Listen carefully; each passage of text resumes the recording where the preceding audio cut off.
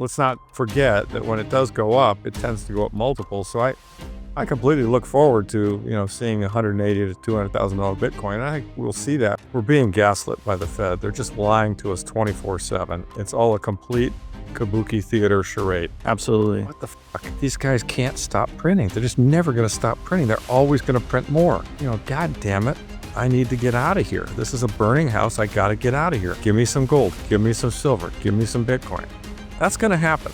That day is coming. We're going to have another big inflationary impulse, and when we get it, it's going to come from a number of different causes, but one of them is going to be the Fed printing money. So that's coming. This isn't just about getting richer, which if we're right, we all will get richer. This is about 100%. Everybody, welcome to another episode of Simply Bitcoin IRL. I'm here joined with the one, the only legendary Larry Lepard, author of The Big Print, and I consider him a dear friend as well. Larry, how you doing? I'm doing great. Nice to see you, Nico. You are a dear friend, and I glad to hear your growing family is doing well. I appreciate it, Larry. So I think the topic on everybody's minds, and I think what everyone's going through, and we were talking a little bit about this off camera, which is, where we are in the cycle, right? And I think a lot of people, I think there was this two components that made this cycle particularly painful. I think number one was, I think a lot of people had expectations with the approval of the spot Bitcoin ETF, with the performance of a lot of the treasury companies. And then of course the election of President Trump, first pro Bitcoin president. And the cycle performs, I would say it really didn't top on euphoria, it topped on apathy. So I want to get your take on that, Larry, and then we'll dive deeper down the rabbit hole. Yeah, well, look, trying to predict the price of Bitcoin is a very hard thing to do, and always has been. It kind of trades like a wild animal. It just doesn't do what you would expect it to do, and that's why hodling is so hard. You might, when it was going through 100 and it was 124 last October, or I was convinced we were on our way to 150, 180 this year, and sure enough, we weren't. And so I was dead ass wrong. And it looks like I was kind of thinking the 4-year cycle had kind of dissipated, and now that we were in a broader audience of participants, including institutions, the government, etc. But turns out no. So here we are back in a bear market, and it looks kind of like all the other bear markets, although slightly different. Each one has its own different flavor. And as we were saying earlier, before camera turned on, it's interesting to me that this hasn't been as deep. I mean, this is an asset that in prior bear markets went down 90, 80, 70, high 60%. And, we were at 124, I believe, round numbers, in October of last year. So, now, I don't know, 9-10 months ago. And, we're at 60, 59, I guess now as we look at it, but roughly 60 today.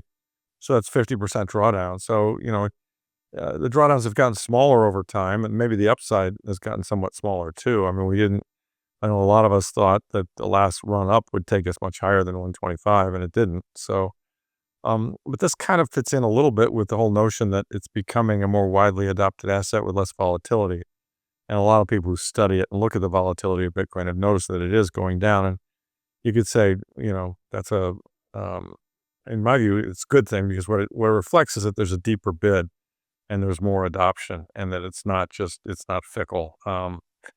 And I think the objective of bear markets is to weed out the tourists, as you said earlier, and to test who really has conviction. And it also gives you great buying opportunities. I mean, I didn't, when Bitcoin was at 125, I never thought I'd have a chance to buy more of it at this kind of pricing level, and now I do. And since I have substantial gold and silver assets, I've been able to sell some of those and use it to buy this cheap Bitcoin. So, it is what it is. And I mean, it's interesting. The last one had FTX was really caused by the FTX blow up, last big one, which took us down to 15,000. And that was pretty easy to point to and say, well, these criminals and shitcoiners, kind of messed it all up.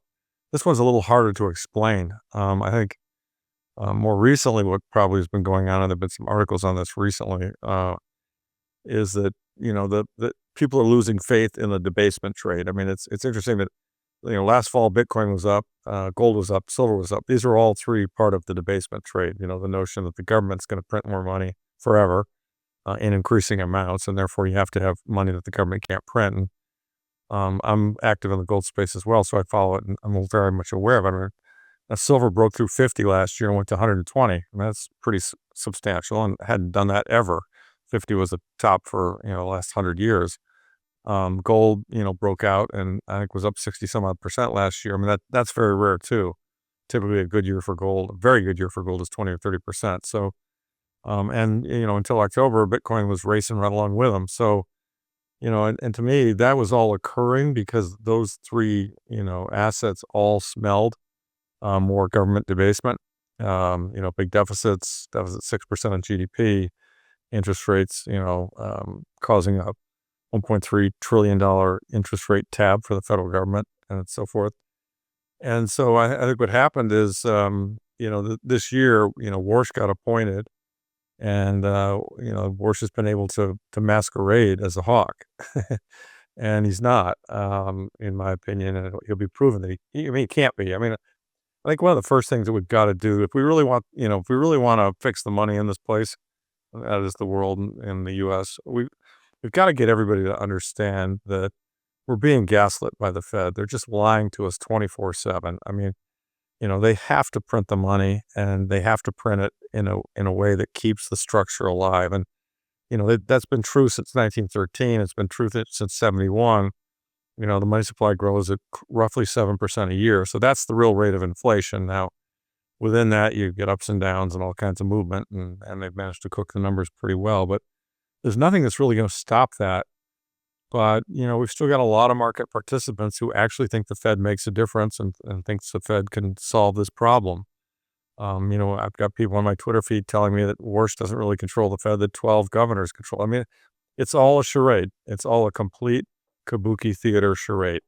They make it sound like this great deliberative body, and yet in fact they've blown the call every single time for the last I don't know, as far back as you want to go, the last 120 years. So, what the market is now thinking is that there will be rate hikes based on the hot inflation numbers, and Warsh didn't do anything to necessarily discourage that, although he didn't let a hike go through this time. And pre his being appointed, he was very much we need lower interest rates, and the AI productivity boom is going to allow us to have lower interest rates, and it won't be inflationary. So he was leaning dovish, but then he got these bad inflation prints, and like the internal strategy is probably, all right, we can't have this guy come in and immediately look like he's doing Trump's bidding. So what we're going to do is have him, lean on the, not give a dot plot himself, let the other guys give their dot plots. They're kind of hawkish. And now if you check any website that follows it, I don't know, the odds are like 80 or 90% that the Fed is actually going to have to hike rates this year to, suppress inflation. And I just think there's zero chance of that. I don't think there's any possibility. I don't think they can. I don't think they will. And I think really what they're trying to do is somebody pointed out on Twitter recently that they're trying a supply side approach, which is, the two ways to get prices to come down. One is, hike rates and restrict things. But the other is to create more supply of all goods and services, which, more supply, same amount of demand, prices will fall. So, I think they're kind of coming at it from a supply side approach, and I think they're actually going to cut rates this year. I don't know if they'll do it in the September meeting. I think, over in the July meeting. I mean, it's, that would be awfully soon, but, there's an election in November, and, my sense is, I'm pretty sure by September they'll do it. I think there's some small chance they'll do it in July as well, but maybe not.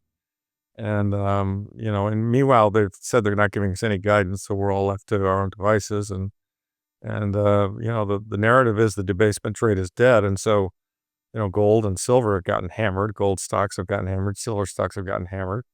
And Bitcoin's gotten hammered. So you don't need this stuff. If the money is good and the Fed's not going to continue printing, you don't need this stuff. But, okay, that's the narrative. But what makes you think the money's good? Has the deficit gone down? No, it's gone up. We just had a war that was very expensive. Trump wants to take defense budget from $900 billion to $1.5 trillion. The big beautiful bill is turning out to be as costly as everybody thought. We're going to run a deficit that's north of $2 trillion this year, which is larger than last year's. And there's no will to cut expenses. So, with all of that said, they're going to have to print the money to pay for that deficit and to keep the bond market in one piece. And the bond market's there've been some cracks in the bond market. The Japanese bond market has been weak. The rates have gone up. That's a source of carry trade for the big, a lot of the world. So that's an issue. And the U.S. 10-year went up to 4.7 before they were able to suppress it back down to the 4.5 area. But there could be problems that show up there. And I would say there's just one other point that I think takes away from Bitcoin or was dragged away from Bitcoin. There's a certain amount of Bitcoin money that was playing they viewed it as a proxy to the triple Qs. They viewed it as a technology play. They viewed it as an exciting growth opportunity. And I think a lot of that money has exited, whereas the rest of us viewed it as sound money. I think that hot money has exited Bitcoin in favor of SpaceX. Absolutely. And AI and the new shiny object, right? And I have a lot of respect for some of the things SpaceX has done. Particularly the Starlink business is a beautiful business and will have enormous value, for decades. But the valuation on the stock is nuts, and it reminds me very much of 2000, where we didn't at the time know how the internet was going to unfold. We knew it was big, and so everyone threw money at it. But a lot of that money got flushed away because it wasn't properly allocated. And peak to trough, the NASDAQ went down 86% from the peak in 2000 to the trough in 2003. And I was there. Yeah. And so I think there's a good chance. I think AI, it rhymes. It's the same story. AI is going to change our lives. It's great stuff. I use it every day. We all do. It will really have a productivity impact. But, the AI businesses and the AI stocks, the AI businesses are unproven. The model, while some are generating revenue, almost none of them are generating profit. And the valuations on, where they are today are crazy. So if and when that starts to roll over, then a lot of money is going to go to money heaven. And, the people are going to feel that a bit poorer. And if the stock market comes in substantially, that will have an impact on absolutely everything. And, the Fed's not going to like that, and they're going to have to step up and print more money again. So that's coming. We just don't know when. I think based on politics and based on the fact that, it's interesting to me that Warsh got appointed. Warsh had this first press conference. He kind of said nothing, but said he's got a committee that's going to go 5 task force, one of which is going to look at inflation. I'm sure they're going to define it down. He said, and he wants to look through the numbers. He basically came forward and said, hey, we're not going to give you any kind of guidance, and you got to figure it out on your own. But we're going to fight inflation. And I mean, to me, that's just a lie. I mean, it's just a blatant lie. They cannot fight inflation. And so the job, we need the whole country to understand the job of the Fed is to print money to keep the system alive and to lie about it and gaslight all of us to think that that's not what they're doing. And so anyone who thinks they're going to raise rates to quell inflation, and anyone who thinks inflation is going to come down in this environment is just smoking dope. They're not thinking clearly about what's going to happen. We're going to have another big inflationary impulse. And when we get it, and it's going to come from, a number of different causes, but one of them is going to be the Fed printing money. So that's coming.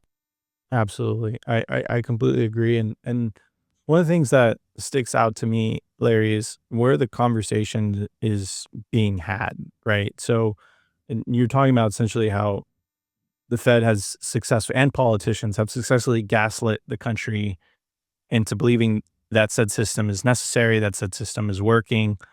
But if you look at the historical precedent, right?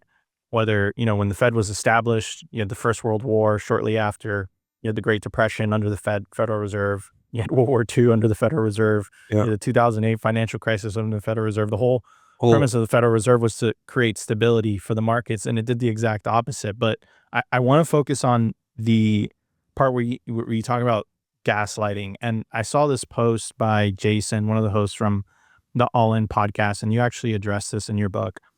And he says the top priorities for Americans in no order are housing, universal health care, inflation, minimum wages, no endless wars, illegal immigration.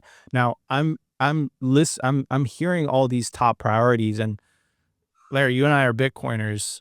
There's a solution to this already, Oh yeah. right? There's a solution. We have the solution to this, and the solution is not more government. The solution isn't, trusting what the Federal Reserve governor is going to say or the chairman is going to say. The solution is sound money, right? The solution is Bitcoin. I think, how do we get there? How do we get to that point where people open their eyes and really paying it? Did we underestimate human nature as Bitcoiners? Well, probably. I mean, we would have liked to have thought it would happen sooner and faster. I mean, I think all of us are optimistic, and it seems completely obvious and intuitive to us, and yet, most other people or many other people do not get it. And even some who are relatively accomplished people. I mean, I was listening to Jeremy Grantham from Grantham on Von Otterloo this morning, and he was a brilliant value investor who understood overvaluation and bubbles in markets, and did his clients the right things by getting them out of the Japanese bubble in '89 and the dot-com bubble and the 2008 bubble and so on and so forth. And the guest, the interviewer asked him, he said, "Hey, Mr. Grantham," and he's a billionaire, he's done extremely well. "Mr. Grantham, what's your view on Bitcoin? What's happening?" He said, "It's going to zero. It's worthless." And I was just like, "Hey, went to Harvard Business School." I'm like, "Really? I mean, you just haven't taken the time to understand what this is." I mean, and I don't think I'm sure he doesn't fully understand it. He just views it as speculative because it's gone up a lot. He doesn't understand why it's gone up a lot. So yeah, I mean, that part of it gets me somewhat depressed, Nico. I mean, I look at my book, and I'd like it to become a nationwide bestseller. I'd like everybody and their brother to read it. I'd like somebody in a big position of power to say, "Hey, this is a book you ought to read because it explains why you've been screwed." Um, but none of those things have happened, and that's okay. I mean, all I can do is write the book, you know, and whether the world picks up on it or not, who knows? Now, maybe I'm just a little too early. It's entirely possible that sometime in the next few years, what I've described and predicted actually happens. And then, some editor at some news outlet says, "Hey, you know what? This guy really called it correctly, and we should give him a platform." And I get a platform, and millions of people read it. And suddenly we've got a big segment of the country that understands how important sound money is. I mean, I've had this debate with my gold bug friends for years and years and years. I mean, I feel like, less than 5% of the country really understands that sound money is a key issue. I mean, I think probably 20% of the country understands that inflation's a problem, but they don't really understand the cause, and the sound money fixes so many things. And we just, but here's what I would say, that number's getting bigger. I mean, it's 5% today. I mean, probably when I was, saying the same stuff back in 2000 or 2008, it was 1% or half of 1%. I mean, Seyfedien's book, I always, one of the things I loved about Seyfedien's book, the Current Standard when it came out was, I've been in sound money since kind of the early days of my career. I go to all these gold shows, and I'd be out meeting people, investors, and I love the fact that I was meeting 20 and 30-year-olds who were quoting Austrian economists, right? "Hey, do you know that von Mises said this?" I'm like, "Yeah, no shit.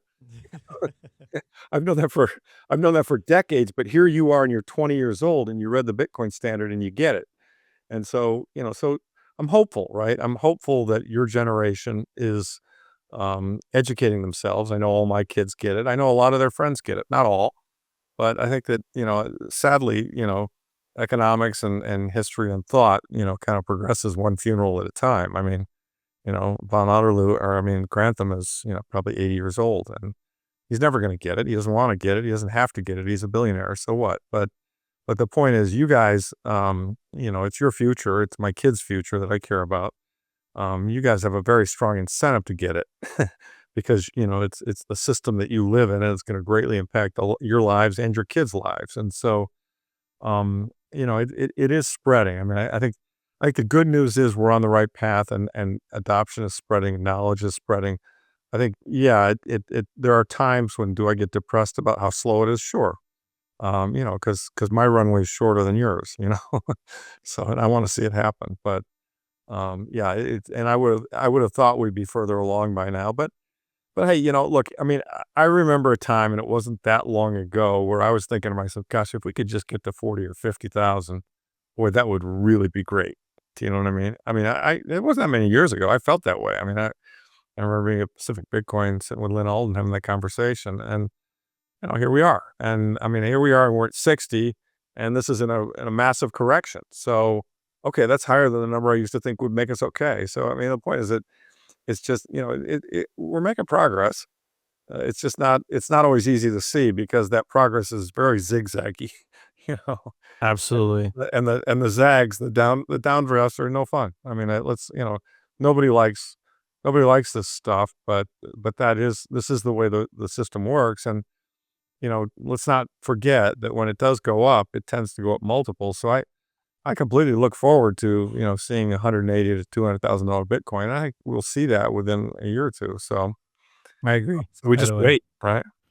I agree. I think this bear market one of the only indicators that has held up, I don't know why, but one of the only indicators that has held up, everything else broke this particular cycle.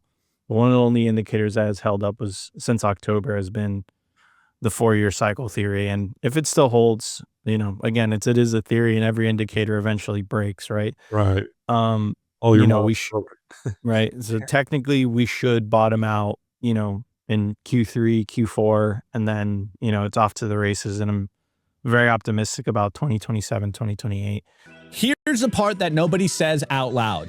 Buying Bitcoin on an exchange and leaving it there isn't buying Bitcoin. It's buying an IOU. And the last decade has been a masterclass in what happens when those exchanges don't deliver on their promises. Bitcoin Well is a self-custody Bitcoin platform. That means that when you buy Bitcoin, it goes straight to your self-custody Bitcoin wallet. You actually own it from the very first transaction. They're available both in the United States and Canada. Pricing is transparent, straightforward, and no nonsense. And if you're buying a larger amount of Bitcoin, Bitcoin Well Infinite gives you concierge-level support through a dedicated executive Bitcoin advisor, premium help for when it actually matters. You can also stack a little extra through the referral and wishing well rewards. A nice bonus on top of the owning your own Bitcoin thing. So go to bitcoinwell.com/simply and sign up for the Bitcoin Well portal today and buy Bitcoin you actually own.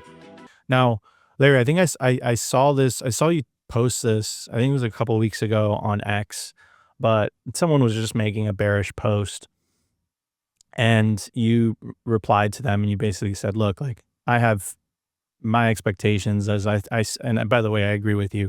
My expectation is, I'm very confident that we'll still see, $1 million Bitcoin in the early 2030s." Given everything that's happened, given the fact that, the NASDAQ has outperformed Bitcoin, S&P has outperformed Bitcoin this year, has your Bitcoin thesis changed at all? It really hasn't. It really hasn't at all. I mean, I completely believe, and I'm certain we're going to go to these higher numbers. I mean, obviously, I was wrong about thinking we'd be at 150 to 180 now. I didn't expect this down dip that we have now. But it's like I say, it does trade like a wild animal. And I mean, I'll tell you one thing that could really quickly reverse it. I mean, and it's the sentiment in Bitcoin is dreadful. The sentiment in silver and gold is dreadful. Even though silver and gold broke out and shot up a lot last year. And the world is thinking that Warsh is a hawk. I mean, I'll tell you one thing that could really change the world. I'm not predicting this is going to happen. Okay, it probably won't. But what if, the next Fed meeting came along and Warsh said, you know what, we've redefined the inflation numbers. They're backward looking anyway. Things are coming down because the war has been settled. We think there's a lot of AI productivity, and this is a new day at the Fed. We're looking through the numbers, and we believe in, it's really not, we can't backward look. We got to forward look, and we're going to get a lot of productivity. And therefore, we're in a position to cut interest rates, and we're going to cut rates at this meeting. If that happened, okay, just hypothetically, if that were to happen, you know what would happen to silver and gold and Bitcoin? I mean, they would explode. I mean, not just a little bit, like a lot, because the entire boat is leaning in the, Warsh is a bulker, Warsh is a hawk, higher rates are coming, you don't need any kind of sound money. And, and if he were to reverse and and prove that that's not the case, everyone would go, Jesus Christ, these sound money guys were right. They can't ever stop printing. I mean, and that's really, what we're waiting. I mean, how do we win? We win when our money replaces their money. Okay. Their money is evil, corrupt, planned by a bunch of central planners, and they lie to us 24/7. Okay. We win when our money is better than their money, and everyone knows it, and their money can't exist anymore, and everyone walks away from them because we know they're liars. I mean, it's the same way that a lot of people are, currently treating our president. They don't even take him seriously because, it's such a fucking joke. And I'm sure I'll get a lot of Trump, a lot of MAGA people hate on me for that. I just don't give a shit. I mean, it's, the behavior is just beyond the pale. But anyway, and so that has to happen to the Fed. That everyone has to get to the stage where it's like, what the fuck? These guys can't stop printing. They're just never going to stop printing. They're always going to print more. God damn it. I need to get out of here. This is a burning house. I got to get out of here. Give me some gold. Give me some silver. Give me some Bitcoin. That's going to happen. That day is coming. Now, whether it happens at the next Fed meeting, whether it happens in the fourth quarter this year, whether it happens early next year, whether it happens a year and a half from now, I don't know. But I do know that the unrelenting math of the growing debt level has to be supported by more currency in circulation, more credit and currency in circulation, which, or said a different way, a larger M2 number. And, I always like to, if you follow my Twitter feed, one of my charts, I repost it every now and then, is a chart of the growth of GDP and the growth of debt. And what you can see is that debt is growing much more quickly than GDP. And so, GDP is what's used to support the debt. And GDP is, to some extent, it's a nominal figure. So, if you have more money in circulation, you have inflation, well, you get a bigger GDP number. And so, they basically have to inflate their way out of this. I mean, it's actually, I've drawn this parallel in other conversations.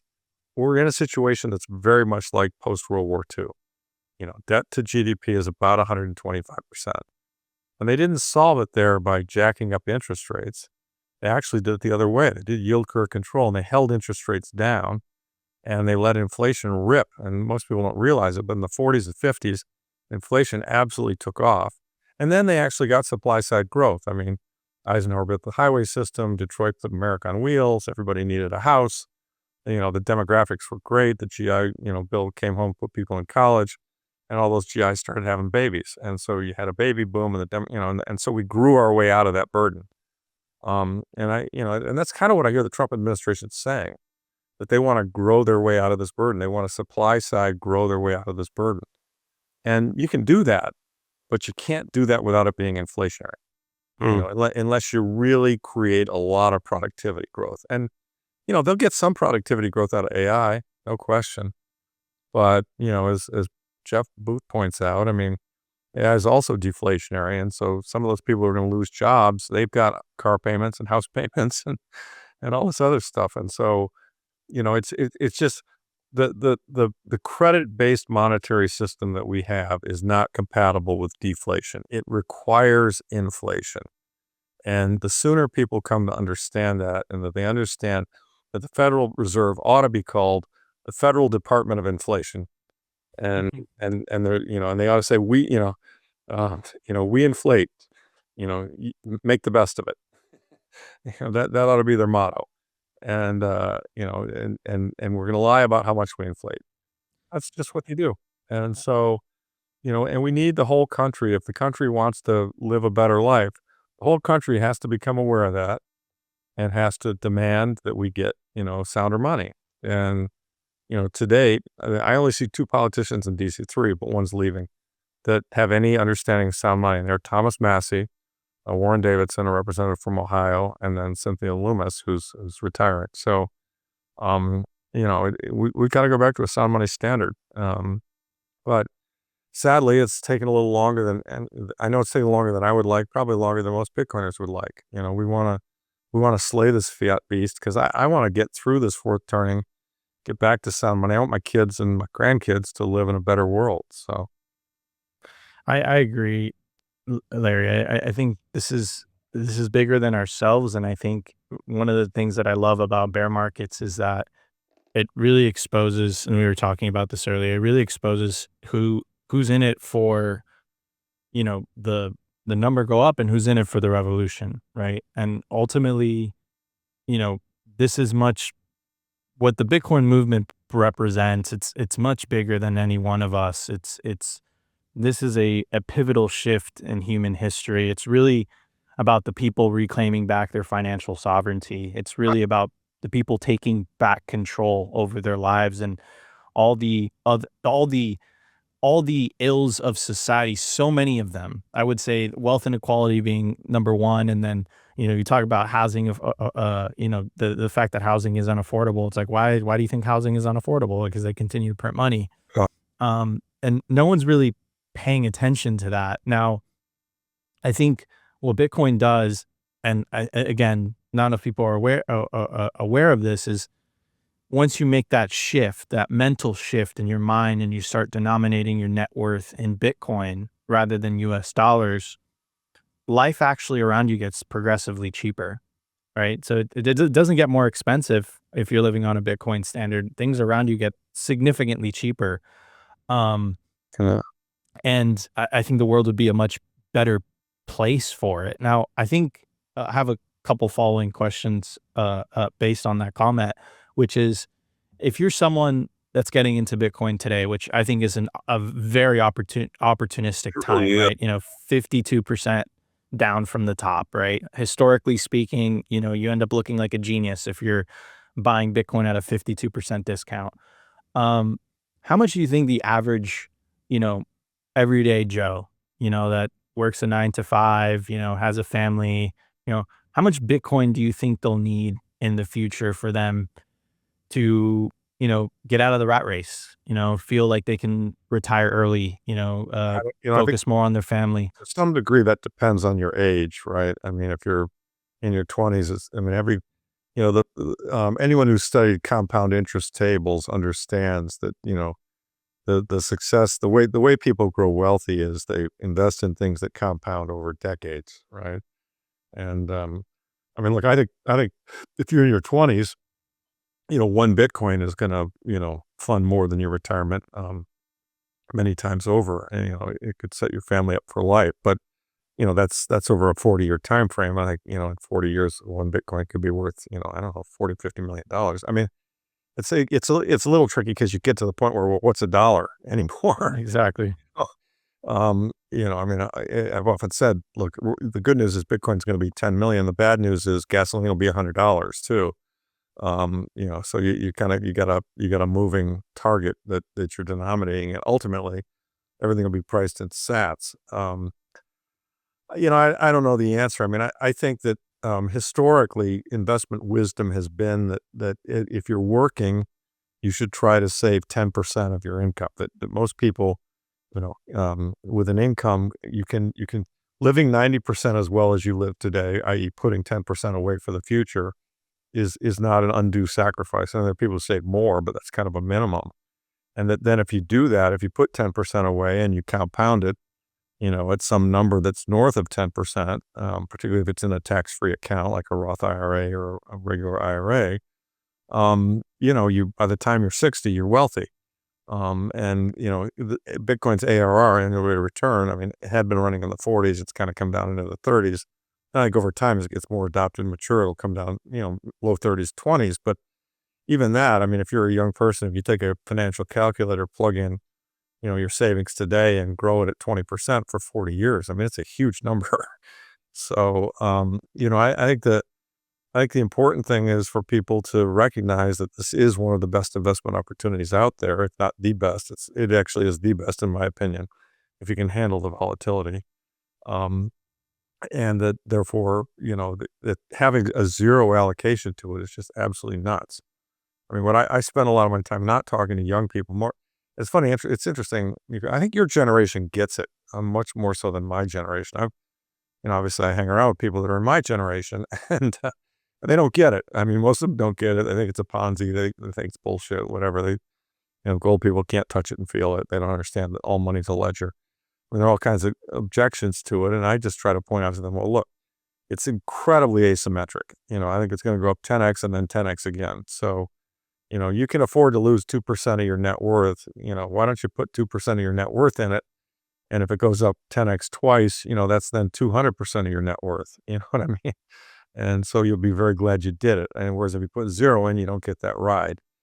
So, it's, I don't know. I mean, I was saying to somebody the other day, I mean, it feels to me, and I think Saylor says it, he made a lot of money. He made himself a billionaire, partly his company, but also partly because he made huge investments in network businesses. I mean, he's a big investor in, Amazon and Facebook and so on and so forth. These businesses, networks that the networks that everybody needs, and people don't fully understand, and that are going to grow in adoption to kind of the entire world. They're the best investments in the history of mankind. I mean, I went back and I studied. If you bought Ford Motor Company on the IPO and held it to today, you'd have done well. Or I don't know, General Electric or Warehouse or any of the great, Johnson Johnson, any of the great American companies have done extremely well. But over the course of 50, 60, 70 years, and in when the internet came along, it created these network businesses. And it's just stunning. I mean, the internet really only got going in 2000. Even then, it was still kind of nascent. So we're 25 years into it. And, you've got Google's up 22,000%. That's crazy. I mean, it's just, there's never been anything like it. So when you buy into a network that's going to get adopted by everybody, the returns are just insane. And, my opinion is that Bitcoin is the monetary network of the future. And even though today it's still kind of stumbling along and not that many people have adopted it, it ultimately will be adopted by everybody. And when it is, guess what? These are 5 million a coin or more. So, because there's a fixed supply. I mean, the other thing is we all talk about, it, but other people don't understand is we've never really had anything in the world that was this scarce. The fixed supply of every other commodity, even every other stock. I mean, they can issue more stock, but they're 21 million of these things. And so, that it kind of breaks the human brain because as, Giovanni, who's on X/Twitter, does a great job of talking about the human brain just doesn't really understand exponentials that well. And so, I mean, Bitcoin is 10x a number of times. It went from 1 to 10, 10 to 100, 100 to 1,000, 1,000 to 10,000, 10,000 to 100,000. Well, guess what's next? It's going from 100 to 1,000,000. Then it's going from 1 million to 10 million. Now, each of those 10x, each of those, orders of magnitude took longer, and that's okay because, and as you would expect, as it seeps out and gets more widely adopted, it becomes less volatile. But, until I see evidence that adoption is slowing, I don't see any of that. Until I see evidence that adoption is slowing, I just want to stay parked on this train because I just know where it's going. So, but it's very hard. I mean, if you're chasing money, if you don't understand what it is, if you're chasing last year's gains, et cetera, I mean, it'd be easy to step off the train. I mean, a good analysis of it is Amazon. Amazon did the same thing. I mean, it started off I remember when he started off, he was selling books. It's like, who cares about buying books online? Well, now he sells absolutely everything to everybody, everywhere in the world. And yet Amazon had, 15 corrections, some of which were as deep as 90%, many of which were over 50%. And yet, if you bought the Amazon stock at the bottom of one of those corrections, you were very glad that you did, and that's in a 25-year window. Bitcoin, we're in a 16-year window. So, and in my opinion, there were a lot greater risks 10 years ago. I mean, you had fork wars, you had protocol wars, you had, we didn't know what the government was going to do, et cetera, et cetera. I mean, a lot of the risks have gotten stripped away from it. New ones have emerged. The quantum one is there, but I don't think it's, I have zero concern about quantum. Some of the protocol stuff on the ordinals and stuff, that kind of bugs me. I think that's noise, but it's annoying. But I mean, to me, this is the monetary network of the future. And so if you look at it in those terms and you can skip, worrying about ups and downs and you just DCA over a period of time, I just don't see how people who own this thing aren't going to become out, they're going to be so much wealthier than everybody else. It's, by the way, same is true to an extent of gold and silver. And that's because we are in this fourth turning where, the kicking of the can down the road on this government behavior, and we're coming to the end of that road. I mean, we saw it, my book's The Big Print. The first one was 08. They printed 3 trillion. It took 4 years. COVID, they printed 5 trillion. It took 18 months. Let's see the pattern. It's going to be bigger than 5, and it's going to come like wham. Like, there's going to be a panic. Everything's collapsing. The government's going to say, don't worry, we got it. We're stepping in here. I mean, I kind of thought it was going to happen with Silicon Valley Bank, because there was talk about a nationwide run on the bank. And Janet Yellen came out and floated the idea of guaranteeing all bank deposits. I mean, remember, the people in power, the people that run the government, their major goal is to keep themselves in power and to keep the system running. They don't care about inflation. They say they do, but they don't. And they lie to us about that. And we know that if and when, the sharp end of the stick comes for them, they're going to print the money to keep things going. And so, that's that. And that, I know that, Bitcoiners know that, gold and silver bugs know that. Sadly, we're less than 5% of America, and the rest of America has to learn that. And, they will in time, I think. I want to give a shout out to our partner, Ledn. Here's something most Bitcoin holders never figure out until it's too late. You're sitting on wealth you can't touch without selling. Ledn fixes that. Bitcoin-backed loans. You keep your stack, you get cash. And they just introduced their lowest rates ever. No complexity, no fine print. The larger the loan, the lower the rate. These new rates apply to all new loans, refinances, and renewals. You'll see all the rates up front before you apply. The new, lower rates come with Ledn's gold standard protection. Your Bitcoin remains custodied and is never lent out for interest. Perfect 8-year track record of keeping clients' assets safe. Auto top-ups, LTV alerts, and partial repayments to keep you in control. Repay whenever you want with 0 penalties or monthly payments. Ledn's perfect $10 billion track record through every market cycle in the last 8 years speaks for itself. Don't choose between a great rate and the safety of your Bitcoin. Get both at Ledn. And if you watch this show, you know what we're about. Freedom of speech, moving Bitcoin forward, owning your own money, and not asking permission. The Rumble wallet is built exactly for that. They just launched their new wallet and setup is simple. Head over to wallet.rumble.com/simply and use code simply10 to get $10 for free today. Self-sovereign, self-custody, and it supports the platform and creators who actually stand for something. So go grab your $10 at wallet.rumble.com/simply. Code simply10. Yeah, earlier you were talking about my generation. I think, specifically the reason I got into Bitcoin when I did like 10 years ago was because I didn't see another opportunity. Right. I did it out of desperation, and more of my generation, if we're comparing our lives to our parents' lives or our grandparents' lives, most people can't even afford rent. Right. And they don't really have a good explanation for that. So ultimately, the answer is there. You just need to look for it. I think politics is going to get more and more divisive. I think the left and the right are going to continue to battle each other out, but the political ideologies are just going to continue to separate because of the wealth inequality that's really fueling it. Mm-hmm.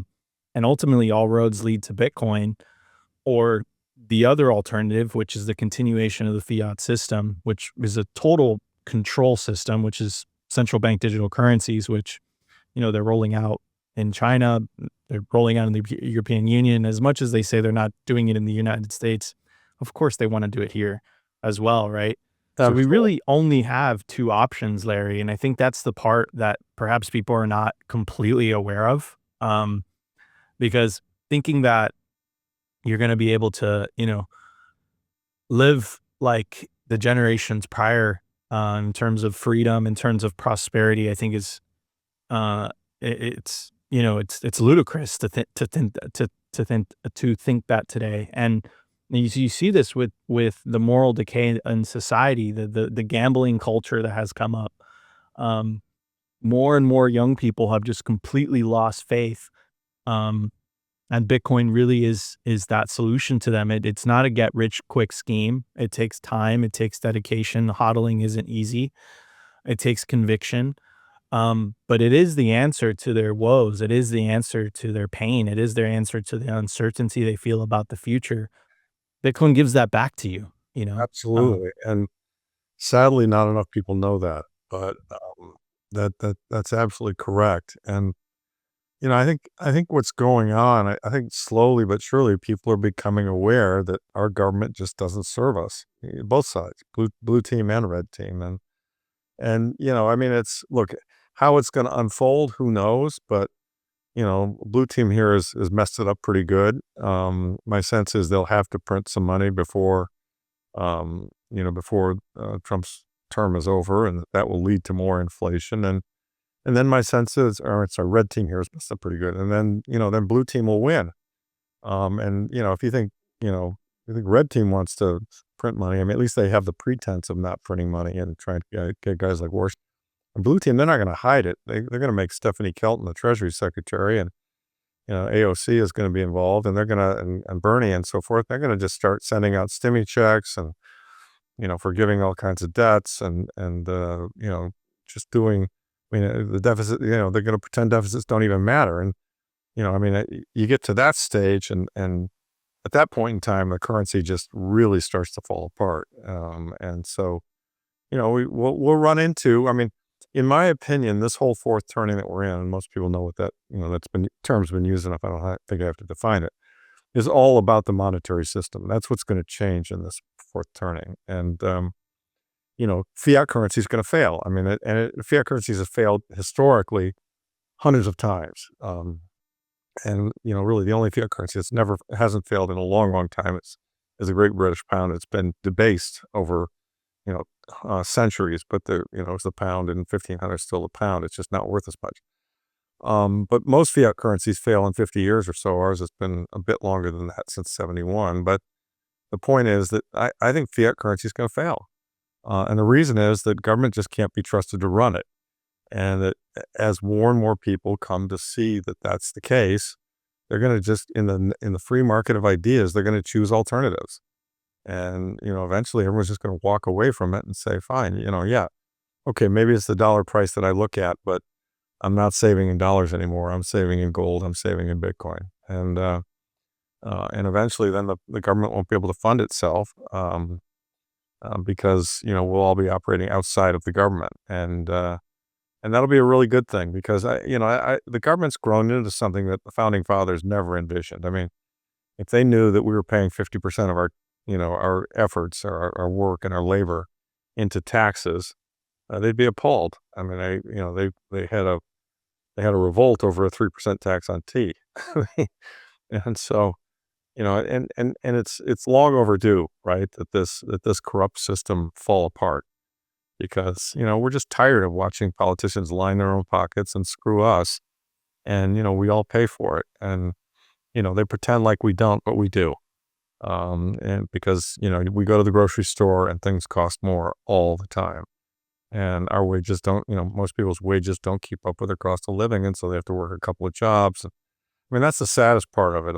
Very few people have the time to read my book, to understand the issue, to figure out that there is an exit, and then to walk through the exit, because they're just struggling to make ends meet. And I get it. That's a sad state of affairs. But it is what it is, but I think an end is coming to it, because I think the math is really running against the fiat guys' odds. I mean, the fiat guys, it's just mathematically they're screwed. That's kind of how I see it. So we're, and I kind of feel like that's going to happen in the early 2030s. I hope I'm not wrong about that. I hope it doesn't take late 2030s. It could. I mean, some fourth turnings have lasted 30 years. If you say this one started in 2008, that would mean this would resolve in 2038. Boy, I hope it doesn't take that long. I feel like it's likely to resolve, in the next 5 or 6 years, but we'll have to see. Yeah. So one of the arguments that Saylor has used, Larry, which is, of course, he's under tremendous amount of pressure. Yeah. The Bitcoin price, where it's at, is he's basically making the case that in order for Bitcoin to reach these new heights, it really needs to tap into different pools of capital that perhaps those different pools of capital would not be able to be tapped into just by buying regular spot Bitcoin. So, Saylor has created these, I would say, and I know I might get a lot of heat for this, but I'm going to stick to it. I think he's created some fantastic products that have been able to tap into a variety of different pools of capital that otherwise wouldn't be able to tap into, either because of regulations or because of just how people are used to investing. But he makes the case that, like, listen, if, the big banks don't get involved, if Wall Street doesn't get involved, if nation states don't get involved, it's impossible for Bitcoin to reach these new heights. He actually makes the case. He goes even further and he says that, if it wasn't for strategy, going in there and building the whole Bitcoin treasury model, that, it would have been impossible for Bitcoin to reach, to go from 10K to $100,000.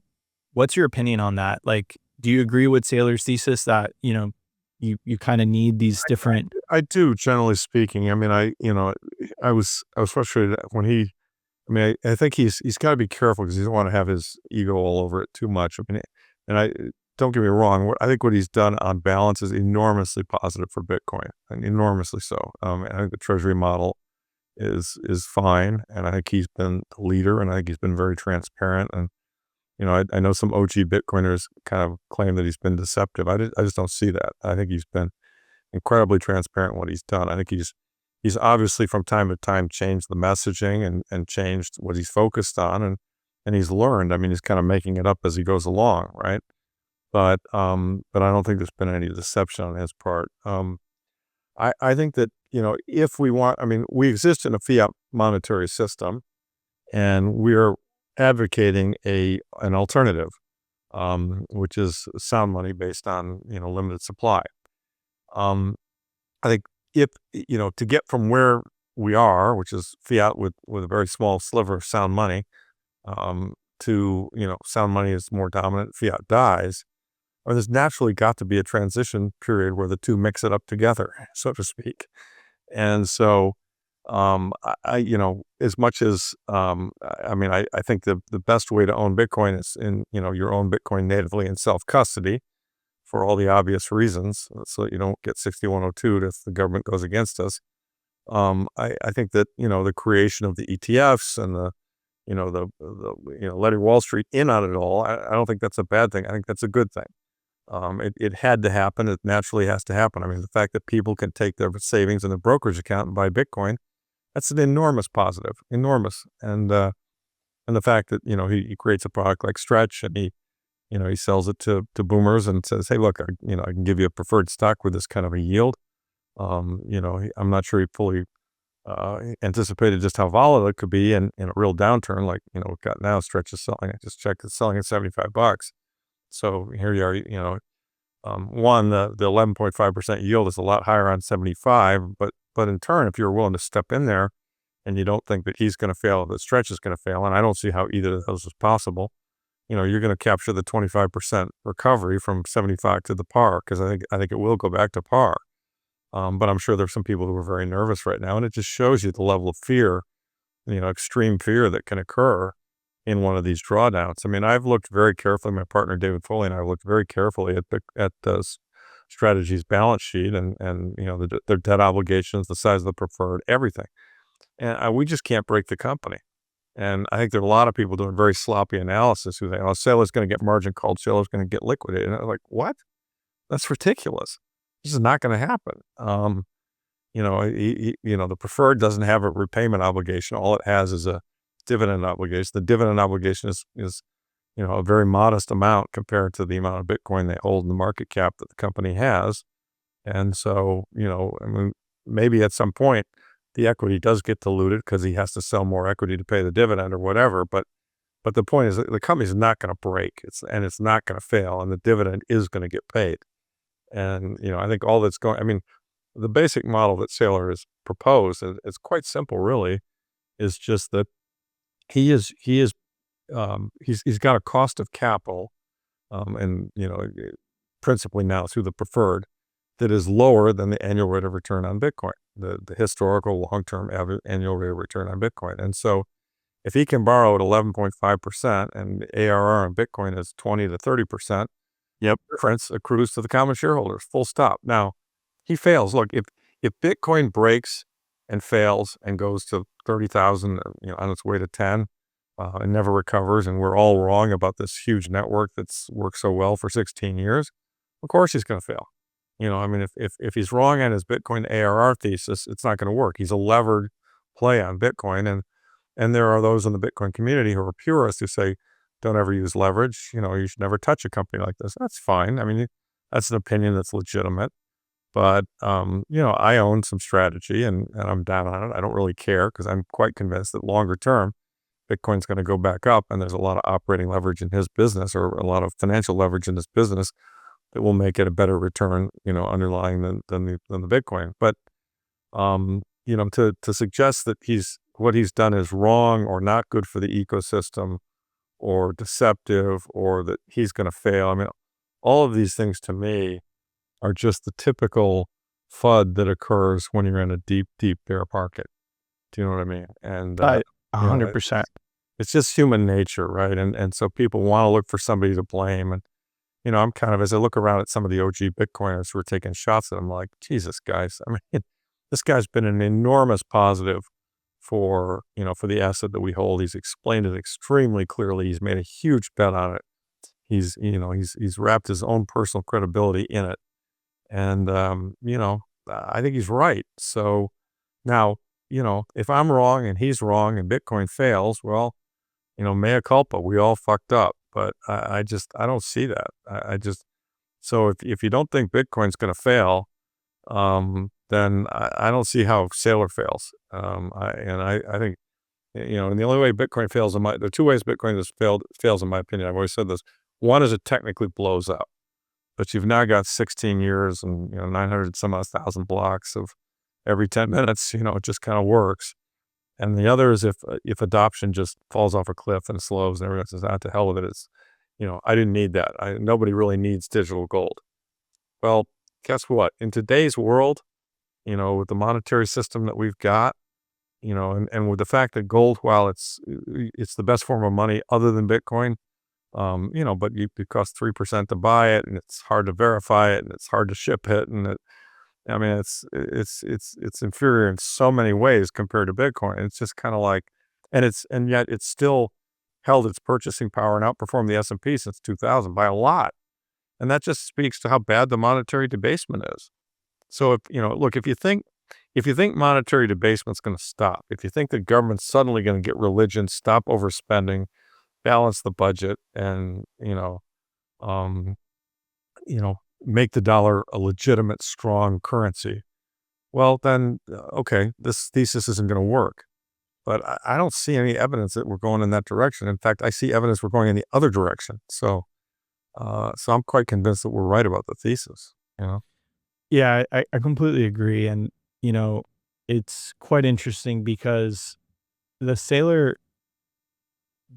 situation is, and I've said this multiple times over the last couple of months, is Saylor is going through the same process that the rest of us have in the early cycles of holding Bitcoin. Because ultimately, Saylor started holding Bitcoin in 2021. So he is class of 2021. That's when he started his accumulation strategy in 2020. And the only difference, the fundamental difference between Saylor and, let's say a retail person in terms of the wording and the messaging is the huge platform he has. Right. But I remember myself back in 2018, I said, you never sell your Bitcoin. And then, as you go through the cycles, you end up finding yourself in a situation where, guess what? You have to sell a little bit of your Bitcoin, right? Because you either have to pay an expense or you want to grow your business or something like that. So the only thing that I'm seeing with Saylor is that he's just paying his price of tuition. He's going through the Bitcoin market cycles The only difference is that he's a public figure. He has a massive public corporation behind him. But the lessons that the rest of us have learned holding Bitcoin these many years, they're exactly the same. There's nothing that Saylor has done from like a marketing and messaging perspective where he's changed, where he's like, look, you don't sell your Bitcoin to just make sure that you buy more Bitcoin than you sell, right? We've all gone through that transformation as Bitcoiners. If you've been holding Bitcoin over the years, you've gone through those transformations. And this whole part, Larry, that you were mentioning earlier, where you see a lot of predominant, and a lot of them are my friends, so I'm not going to name any names, but a lot of predominant figures in the community are giving them a lot of heat. It was an inevitability if we want Bitcoin to become the global reserve currency, that eventually someone was going to take the torch and be the champion for Bitcoin on Wall Street. Absolutely. Like Absolutely. that Yeah. was inevitable, right? Absolutely. And it's a necessary step. I mean, it's where all the money is. You know, it's really where all the money is. And so, if we, again, we're back to this existential fight. Either you believe in team fiat and fiat currency in a fiat world, and you lie, cheat, and steal, and you just print more money to keep everything going, and you're a statist and you think the government's great, or you're a libertarian. You're an Austrian economist. You understand that's all horseshit. Those people have been stealing from us and gaslighting us for years. And you know that the world was a much better place on a sound money system. I mean, the notable example is kind of the Bell Epoch from 1873 to 1913. Enormous productivity growth, enormous, just in so many ways, a great period. And you recognize that if we went back to sound money, the world would be a better place. It's just in a million different ways. And you say to yourself, okay, if that's the case, what am I going to do? I'm going to advocate for sound money. I'm going to vote with my feet for sound money. I'm not going to play their game, and then furthermore, I'm going to call out their game as being bullshit. And then, if everybody decides to do that, their money dies and this money becomes the new form of money. And that's really what's going to happen. I mean, I have zero doubt that that's what's going to happen. Now, where it gets tricky is, how much, how fast, what twists and turns, etc. I mean, these time frames are just so goddamn hard to figure out. I mean, it is interesting. I mean, I think Saylor used the comparison. I went and did some ChatGPT work on it, and it took 70 years for the U.S. to go from kind of almost no electricalization to 90% electricalization. I mean, just electricity. I mean, I think Thomas Edison first electrified parts of New York in, the early 1900s. And there were parts of the country that even in the 60s still didn't have electricity, which is hard to believe, but there were. And so, and this is the same kind of a thing. I mean, sound money is really a life and world changing innovation. But it's not going to get adopted necessarily tomorrow. I mean, there's a process of adoption. Now, I think, we've got better communications, we've got better technology, we've got other networks that have grown, we've got internet. You and I are talking from different parts of the country and broadcasting to thousands of people that we can't see and don't even know. I mean, there's every reason to expect that this isn't going to go as slow as the adoption of electricity. Do you know what I mean? It's going to go a lot faster. And we've come from $1 a coin to $60,000 a coin. And that's only accelerating. So, I think we're going to get there, but I mean, for Bitcoin to flip gold and then to ultimately flip the dollar, it's gotta be a decade, it's gotta be a couple decades, probably more. I mean, sadly, but, I know that those who are in it during those decades when it's doing that are going to benefit massively versus other people. I mean, I look at, I think that in the same way that some people bought, the Mag 7, post-internet bust in 2009, 2010, 2011, and literally made fortunes on it. I mean, if you owned Amazon, you owned Apple, you owned Google, any of those stocks through that whole period from, say, 2010 or 11 to the present, I mean, your life is different, right? I think in the same way that occurred, and those were network businesses that grew because everyone realized they needed them. Okay, I think that's exactly what's going to happen with Bitcoin. Everyone's going to realize they need it. It's a network business. It's going to grow and be adopted, and there's a fixed supply. And so, I mean, I think in the next 10 years, Bitcoin's going to, millions of dollars a coin. And, you get a chance to buy one of those right now for 59,000. So, my advice is you do it. But everyone's situation is different, so that's not really investment advice. Sovereignty isn't just about your money. It's about your communications too. When the grid goes down, cell towers can fail. Hurricanes, cyber attacks, blackouts, most people go dark. Satellite phones don't rely on local infrastructure. With Iridium, 77 satellites in orbit, you can stay connected across the US, even offshore. If you hold your own Bitcoin keys, you should hold your own comms too. Sat123 also has Starlink, battery backups, Faraday bags for your hardware wallets, and everything you need to build your own off-grid Bitcoin citadel. Go to sat123.com/simply and use promo code simply for 15% off anything in the store. So another thing, Larry, that I completely agree with you on this, and I think this all goes back to, which is breaking one of the cardinal rules of Bitcoin, which is having expectations, right? Yeah. And Bitcoin has a way of taking your expectations and really grinding it into dust. It does. But I am, and I want to get your thoughts on this, because I've put quite a bit of time just thinking this through and just how the previous cycles have played out. I'm incredibly bullish about the next one in particular, because if you look at 2021, the outside factor of why I don't think we hit 100K in 2021 was because of the China mining ban. Right. There's a direct correlation between the hash rate drop and the price. And it makes sense because those miners needed to sell their infrastructure to get out of mainland China, to relocate to more favorable jurisdictions. And that was in the middle of kind of like the euphoric phase of 2021. In the 2020, 2025 bull market, which really started in 2023, the different factors were we made an all-time high before the halving, and that was due to the approval of the spot Bitcoin ETF. So we actually got the majority of the gains in 2023 and 2024. And then, of course, you had the massive success, where even though it was short-lived, but some of these treasury companies, 10, 20, 30x in a very short amount of time. So it seemed like a lot of the capital that would otherwise have gone into spot Bitcoin went into the treasury companies instead. True, but they turned around and used the proceeds to buy Bitcoin. But go ahead. Yeah.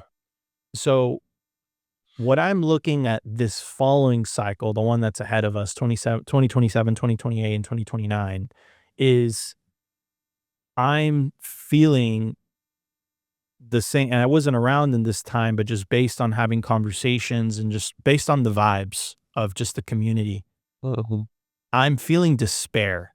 I'm feeling disillusionment. I'm feeling that people are paying attention more to the SpaceX IPO, which if you look at the market cap of SpaceX right now, it's higher than it's higher than the market cap of Bitcoin, right? Or if you look at, again, some of these AI companies that are about to IPO, people are paying attention to these shiny new objects. And if you look at the meltdown from just kind of these mainstream non-Bitcoiner influential people, they're just like, I'm selling, I'm gone.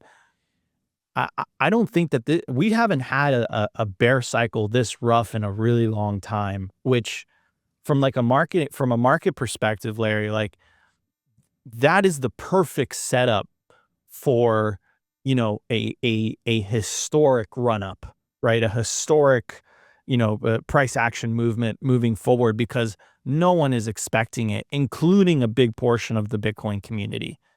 So I wanted to get your take on that in particular. I completely agree with you. And I think that it might dovetail with the flipping of the switch on they can never stop printing money. I mean, so let's, maybe it's not this, next meeting, or maybe it's not even this fall, maybe it's next year, whatever.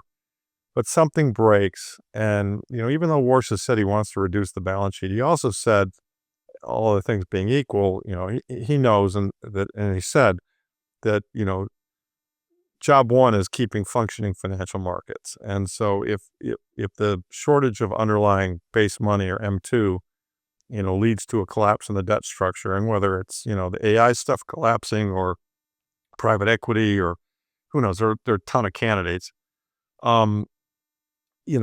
They're going to step in. They're going to step in a huge way, and they are going to do a big print. I mean, it's going to be bigger than the last one. It has to be. Mathematically, it has to be.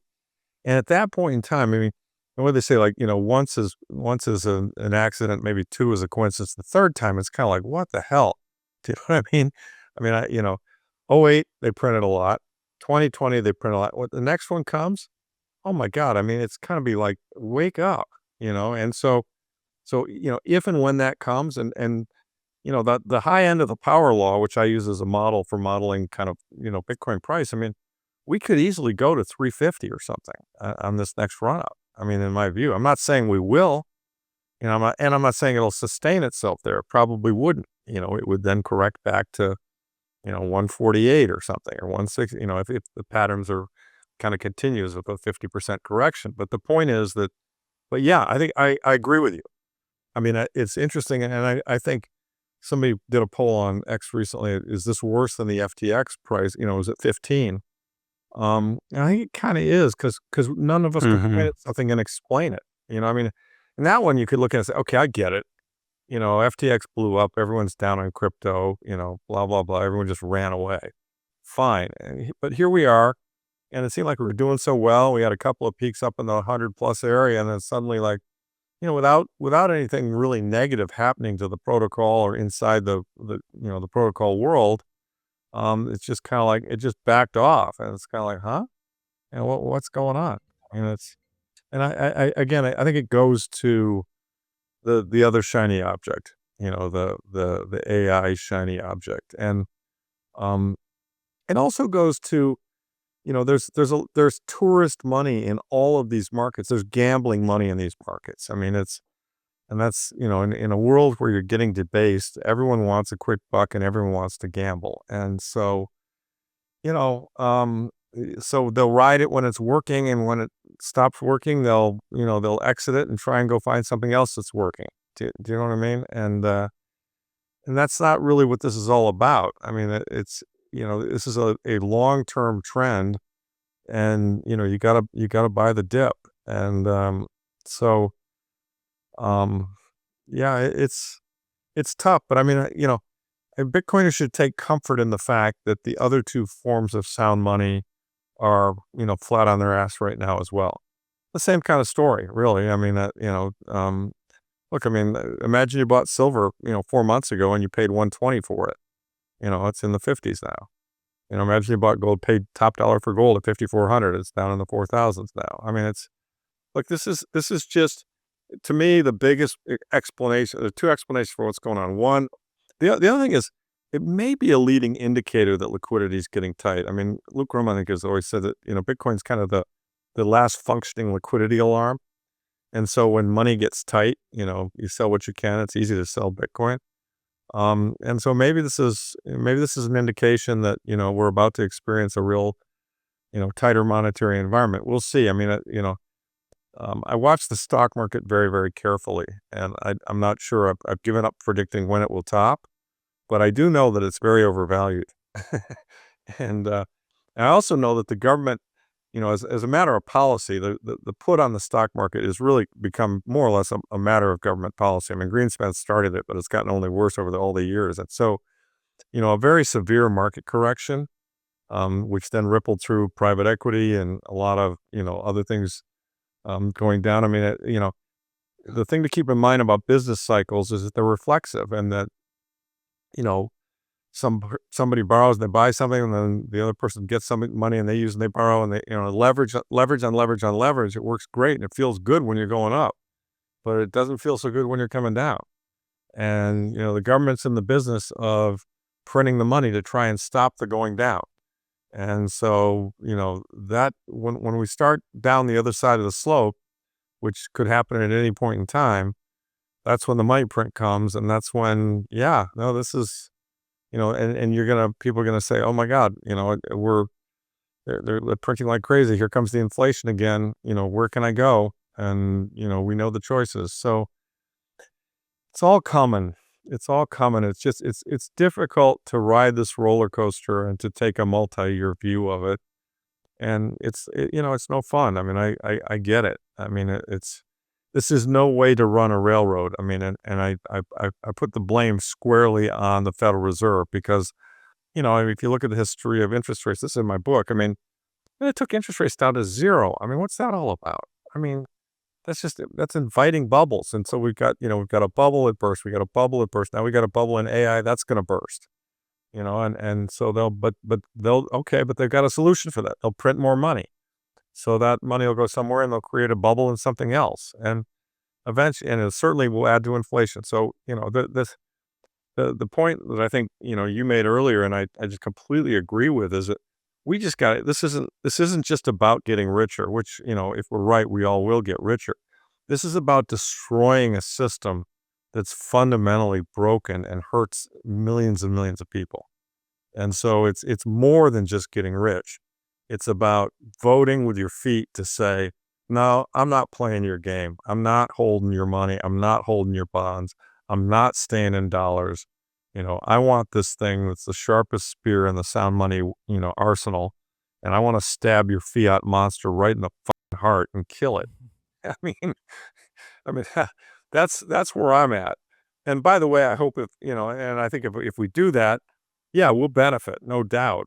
But that's actually a secondary effect. I mean, the first effect is to get rid of the fiat monster, because it's the fiat monster that funds the wars and funds the corruption and, creates a lot of the shit that's bad in the world. I mean, the average human being doesn't want to go kill other people.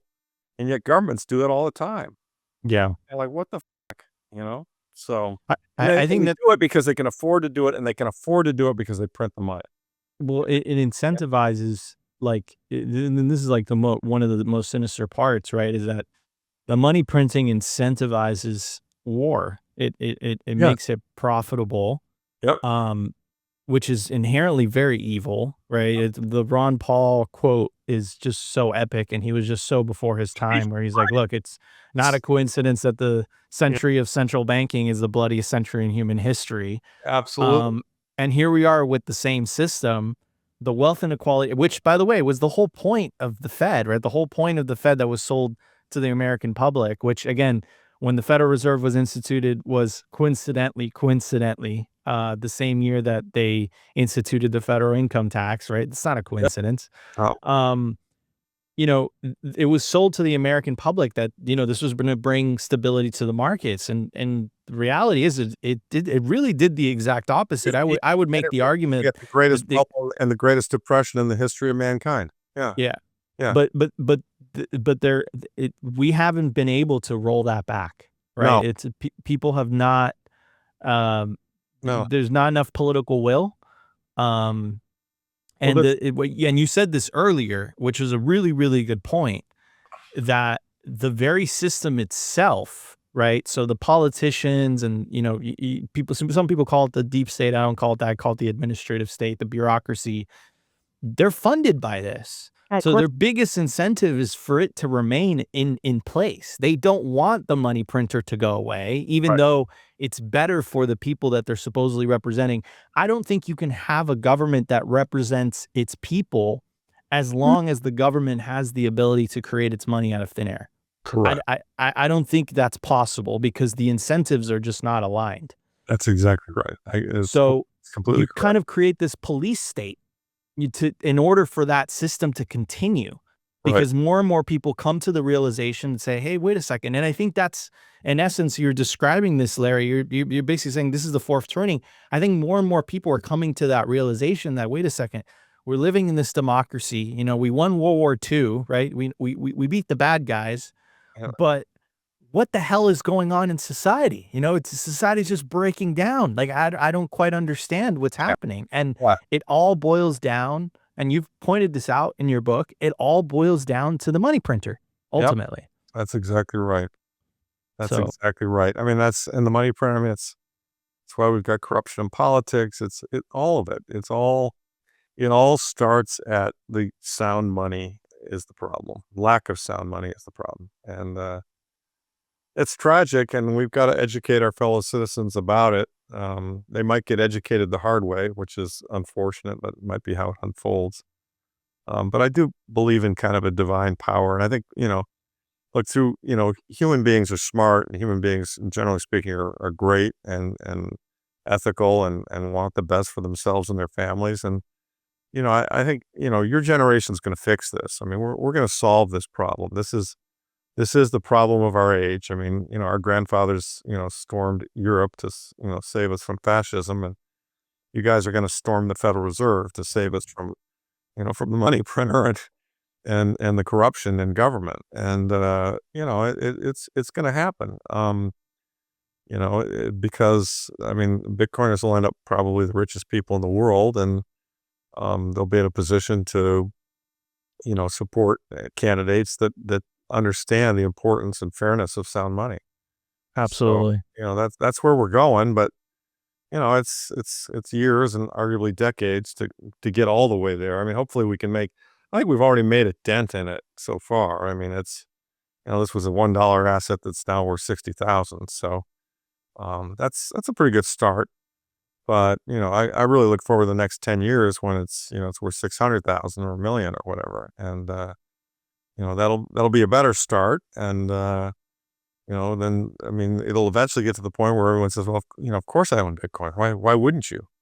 Of course. You have to own Bitcoin. I mean, you buy bonds, you have fiat currencies. Gosh, that doesn't make any sense. Everybody knows the government's going to keep printing from now until forever. That's stupid. And then when we cross a quorum of the country that understands that whole thing will just collapse.